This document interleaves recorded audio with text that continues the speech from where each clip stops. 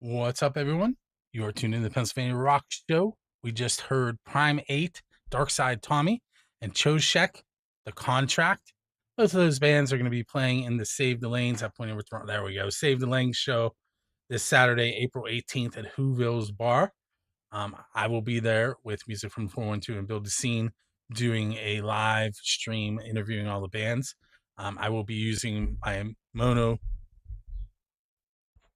microphones, both these and these ones. We get that in there.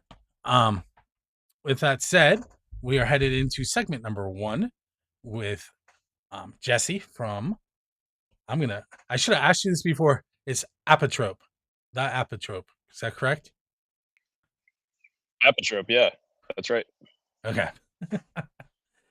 I watched you say it a couple of times yesterday, and I was like, I have to get that right. All right, so Jesse, I'm not real familiar with your band.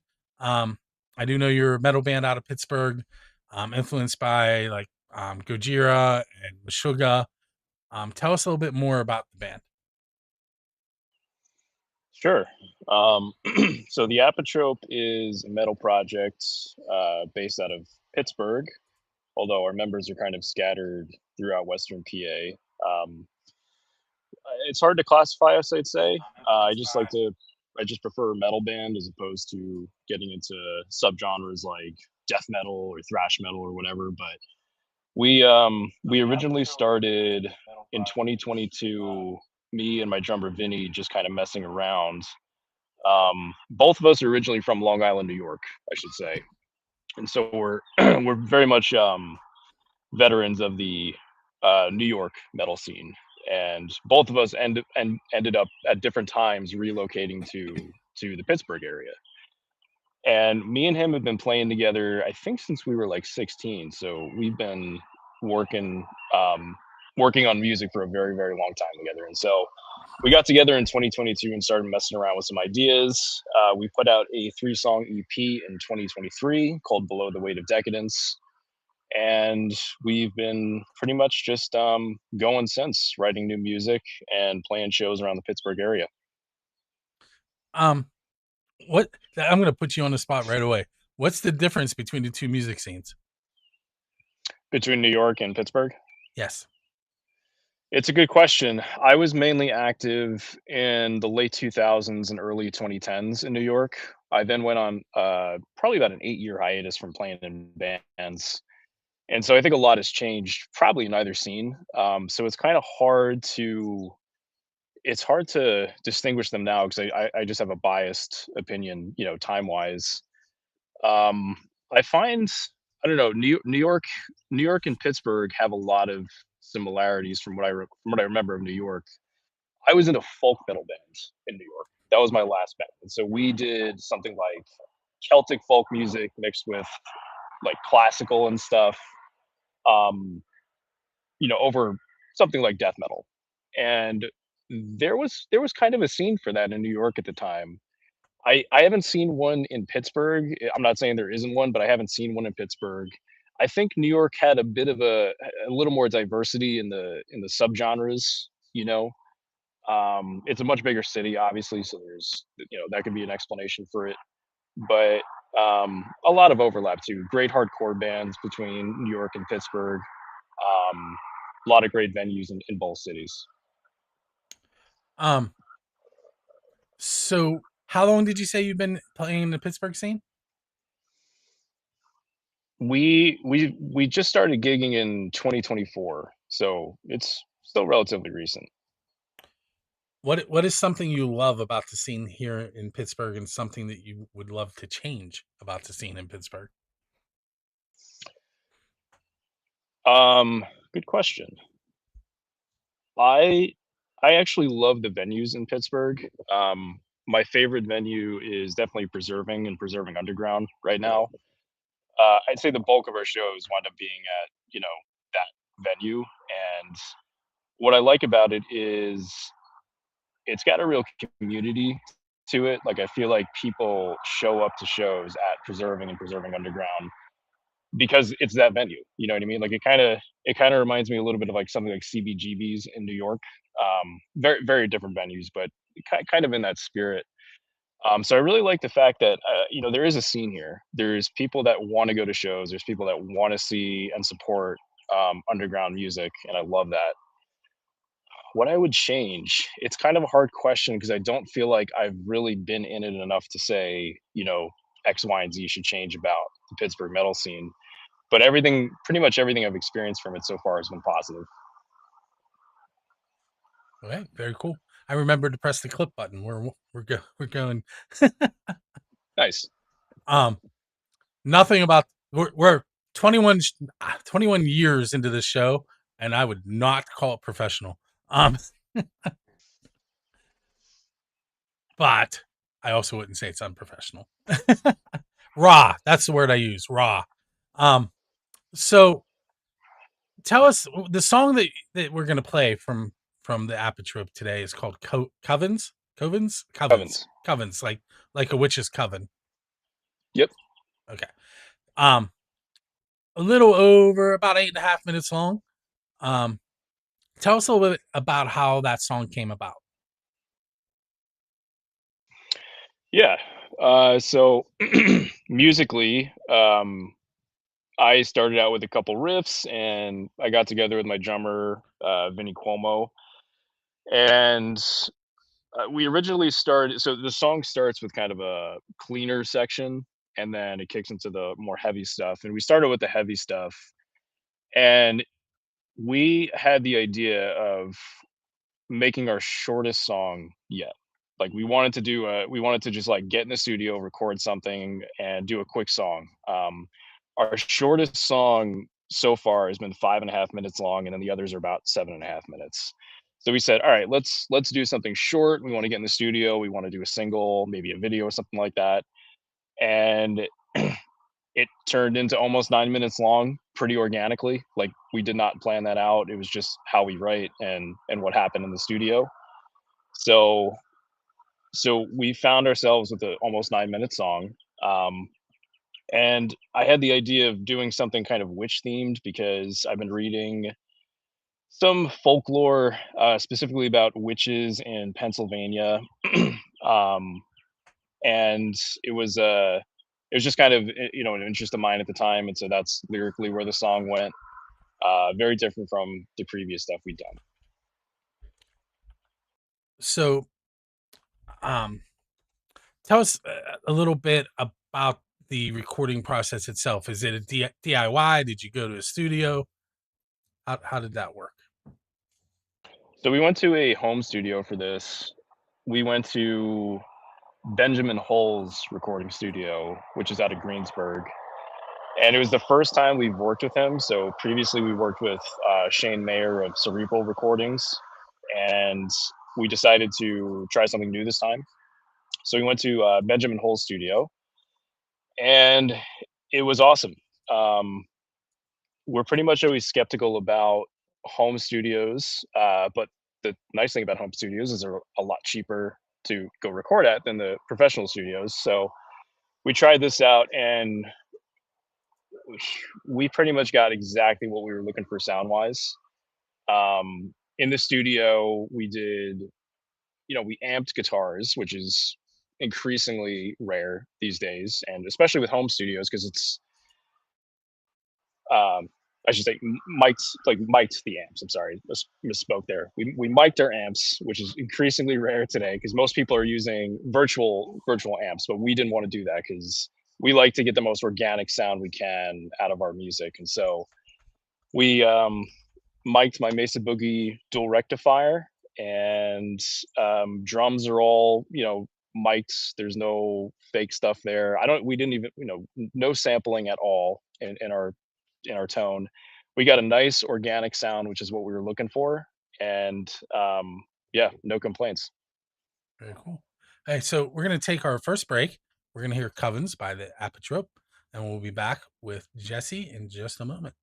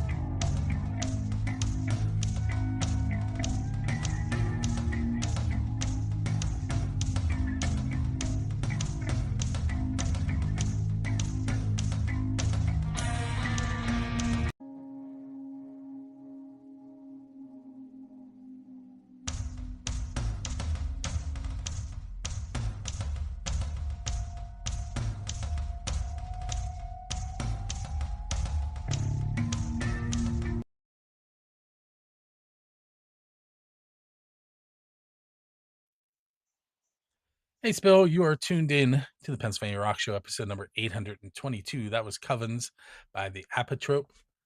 Jesse from the band, the Apotrope, is hanging out with me in studio, on the deck, whatever you want to call it.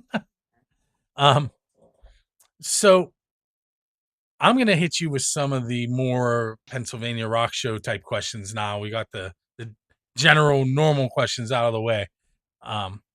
If you've ever watched the show, you would have reacted to that. So I don't think you have, but that's great because that means you don't know what's coming. I don't. All right. So I'm going to hit you first with the official and the unofficial Build a Scene questions. The official one is who's your Dave Grohl? And by that, I mean, what band would you want to go up on stage with and perform one of their original songs with them? I would love to perform with um, Iron Maiden. I And think out of all the bands that I've been influenced by, I'd say Iron Maiden's kind of at the top. any song in particular? Uh, Maybe Aces High. I love that tune. Um, Always my favorite one to hear live from them too. So it'd be awesome to actually be on stage playing it. Okay. Now, the unofficial question is a little more off the wall. And that is because you're a musician, what is the best pizza you've had? So you have to link it to like a recording session or at a gig or on your way to or from one, um, out promoting your band and you stopped and got pizza, something like that. Yeah. So I think I mentioned I'm from New York, and so I know some pretty damn good pizza. All right. So I've gigged a bunch in New York, and I would say that, anything, almost any pizza shop in Brooklyn, you're gonna get amazing pizza. Long Island, you're gonna get amazing pizza. And this specific event, um, there used to be a venue in Brooklyn called St. Vitus. It's kind of a legendary underground metal venue that unfortunately shut down a couple years ago now, but there was a pizza place over by there that anytime we would play a gig, we would always get pizza from, and I can't remember the name, but it was simply awesome. Right. So you come out of a gig and there's a DeLorean sitting there, like right in downtown New Kensington outside of Preserving, with the door up and a flux capacitor in the back seat. What band are you going to go hang out with? Marty went back and hung out with Chuck Berry's cousin's band. Who are you going to hang out with? I might go hang out with Lead Belly. um, Lead Belly is definitely one of the. He's not quite a starter of rock and roll or whatever, but he was such an influence on the blues scene that was ultimately influenced in rock and roll that I would want to hang out with someone that there was no chance of me ever like having contact with within the past half century basically. So I would go hang out with Lead Belly and see kind of what his process was of writing music and picking up a guitar. I think that'd be really interesting. Um, I'm going to let you keep the DeLorean. You might need it later. Um, so if you were going to invite any four people to dinner, alive or dead, oh look, you need it now. Um, who would you invite? And the one caveat is there has to be at least one musician besides yourself at the table. Okay, so any four people, one musician. Yes. Okay.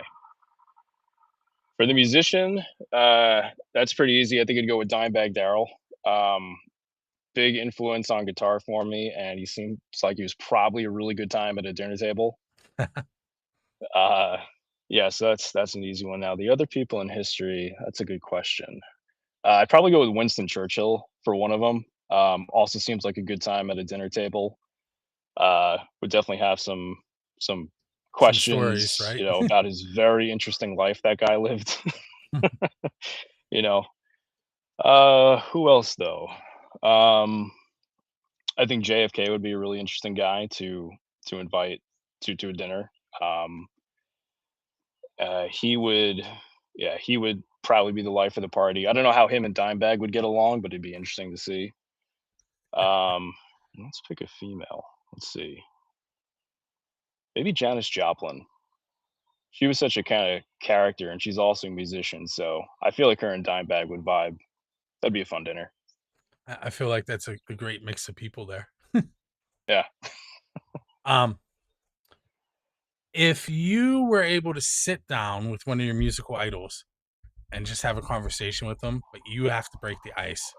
First of all, who are you going to be sitting next to, and what's the question you're going to start out with?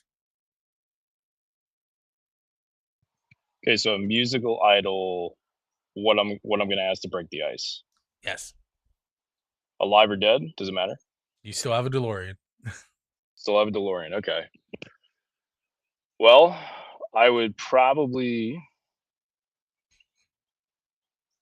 gonna go back to Iron Maiden being one of my favorite bands. I'd probably want to sit next to Bruce Dickinson, and I'd want to ask him.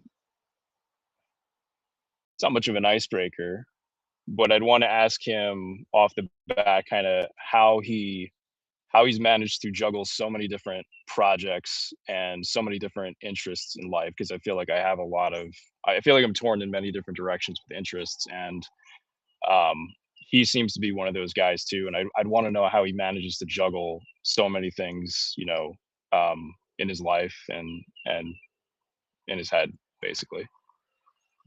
Very cool. All right, so next, the Apotrope is going out on tour, and you hire me to drive your tour bus. What music are we going to play in between each gig? When I'm on the road, I really like to listen to classic rock. So I'd love to hear some Creedence Clearwater Revival. I'd love to hear some Canned Heat. I'd love to hear some George Thorogood. Just kind of like good times music that makes the travel go fast. Very cool. I I have no problems with any of those bands. I would probably add a few, but I like that list.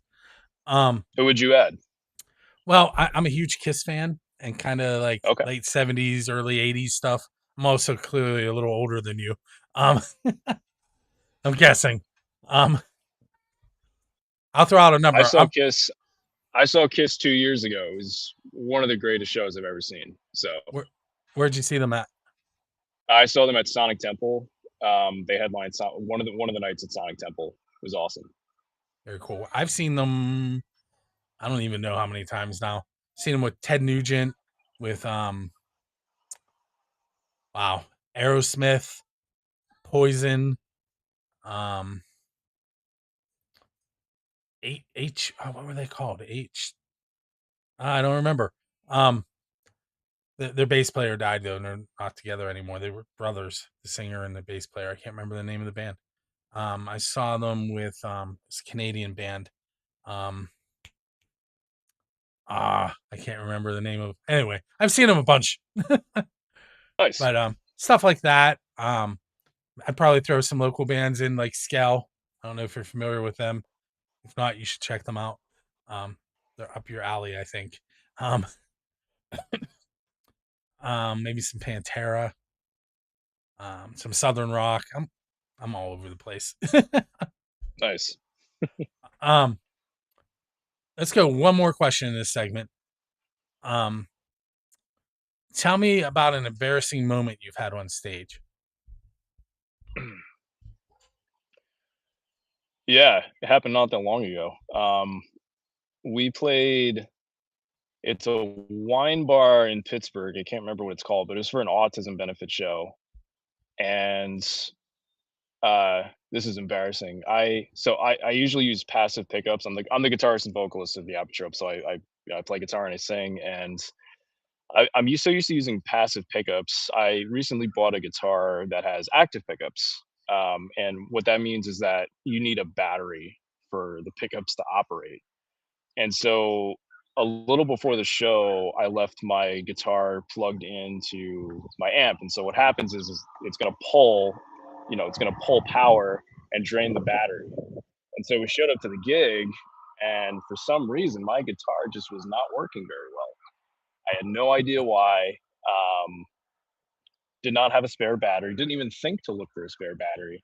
So my guitar sounded like absolute crap that show. And I later found out it was because I did not change the battery and it was empty. So that was definitely one of the more embarrassing moments. And that'll definitely do it. Yeah. So we're gonna take our second break. We're gonna hear 3 songs from bands that are on this weekend's Saved in Lanes show. We're gonna hear The Cheats and their song "Cussin', Crying, Carrying On," Neostem's song "Red Dress," and newly added to the show, Corners of Sanctuary from Philly, and their song "Hail Hail," right here on the Pennsylvania Rock Show.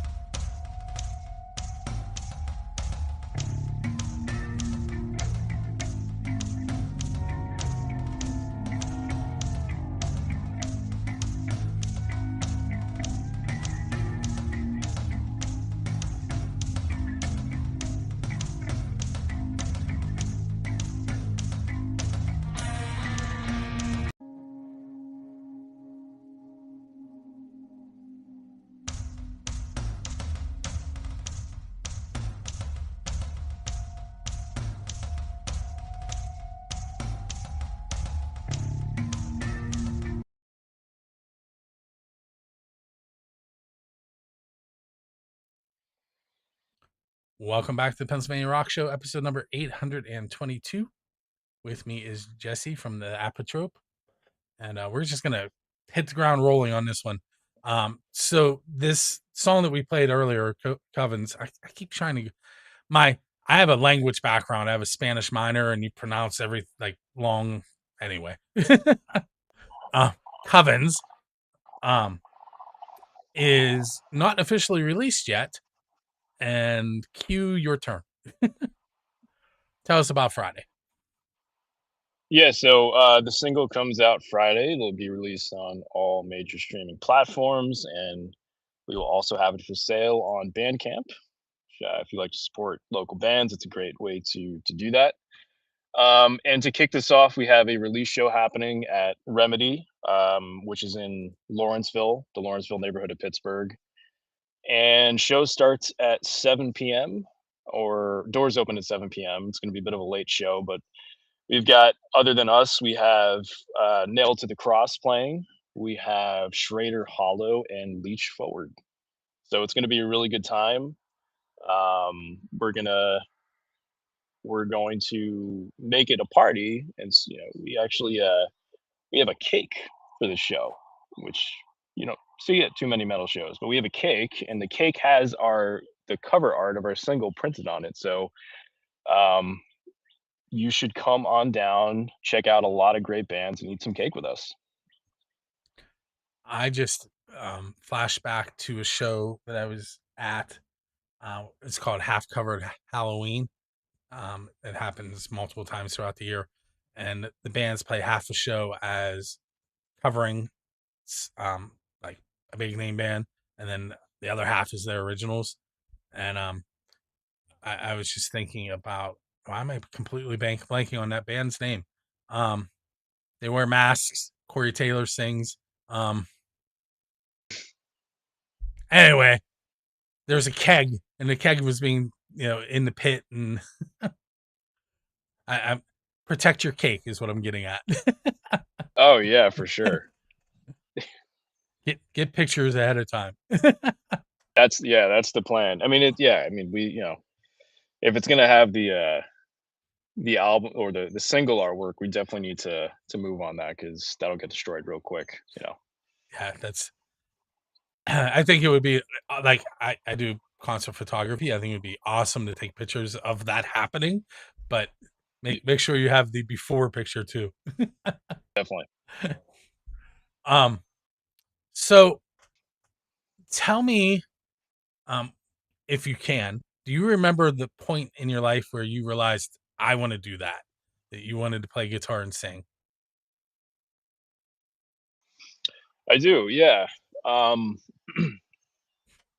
I would say it was when I saw the band Machine Head play. It was my first ever metal show. I think it was 2006 or 7. 2006 or 7. The band Machine Head came to New York City with Arch Enemy and a couple other bands. Can't remember their names, but I was 13 or 14 at that show, and it was definitely the end, like, in a good way. I was like, "Oh, this is what I'm doing." Like, um, Rob Flynn, who fronts Machine Head, sings and plays, and I met him after the show, and he was a super cool guy. I was just a dorky teenager, and he came out of his tour bus, hung out, signed my denim, jacket and everything, and I was pretty I was pretty much in on it at that point. I was already very into metal and stuff, but I knew I wanted to really do it after that because it was my first concert experience. And then also, I mean, my next show I think was one of the Gigantors, and Gigantor was this tour that used to happen with Megadeth and a bunch of other bands, and I went to that show and saw Children of Bodom play, and again, that's a situation where you have a vocalist and guitarist, Alexi Leho, and I was blown away by what he was able to do, and I knew I wanted to do that. So pretty much two moments. Um, so, my brain is failing me, but you said that was it the drummer that came with? Well, it was from New York also. Yep. Okay. So when you two came down and you hooked back up, how did the band form in Pittsburgh? Well, I relocated to a few different places. I left Long Island in 2016. I was in Pittsburgh for a little while, then I went to New Mexico, then I decided I want to come back to Pittsburgh, so I came back to Pittsburgh. And during that time, I was not in a band or anything. I was focusing on basically schooling and work and stuff like that. So I wound up coming back to Pittsburgh, and I had a house, and I had this big ass shed. Excuse the language, but big shed at my place, and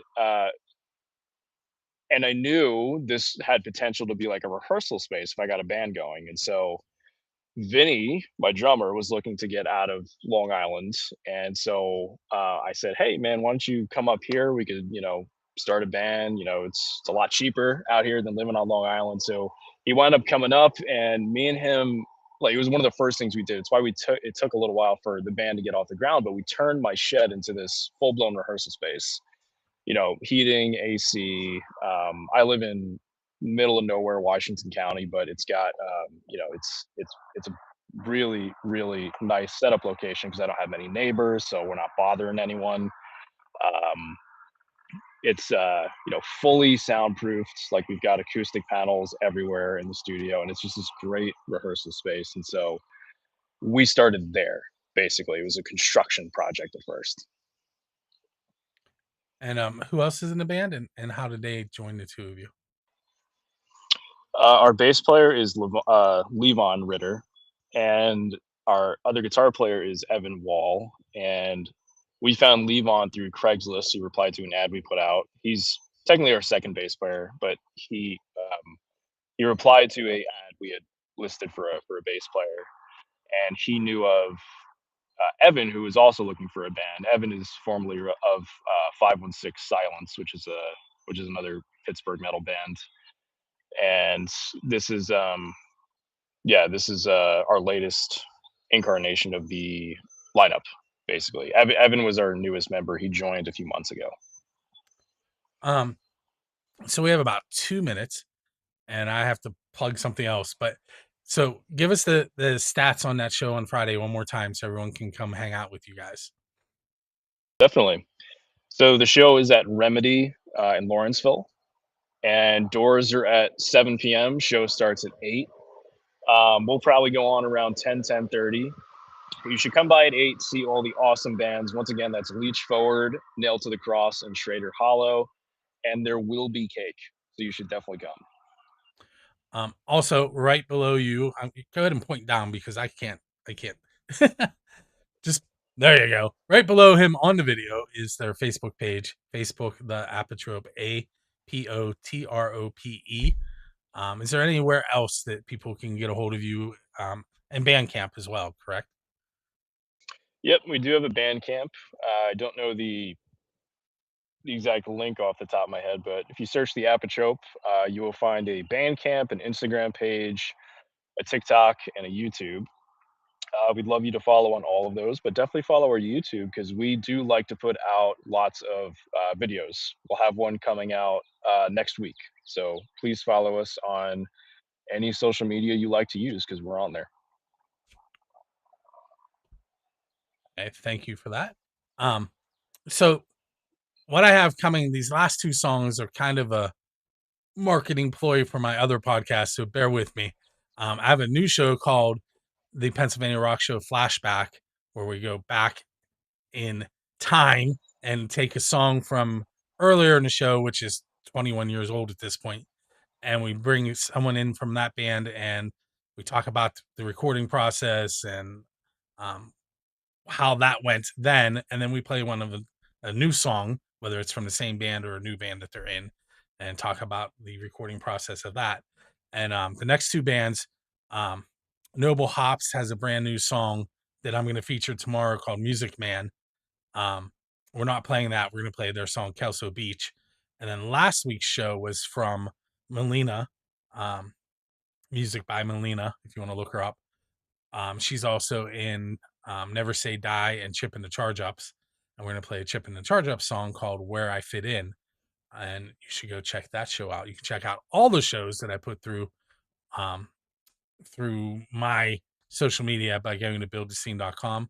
And make sure you check out the Apotrope. Once again, that's facebook.com/the APOTROPE. And Jesse, I want to thank you for hanging out with us tonight. Thanks. This was awesome. You're welcome. And with that said, we're going to kind of go off into the evening. You're going to hear Kelso Beach and Where I Fit In. Make sure you join us each and every Monday night for a new episode of the Pennsylvania Rock Show and Tuesday night for the flashback. And we'll see you next week.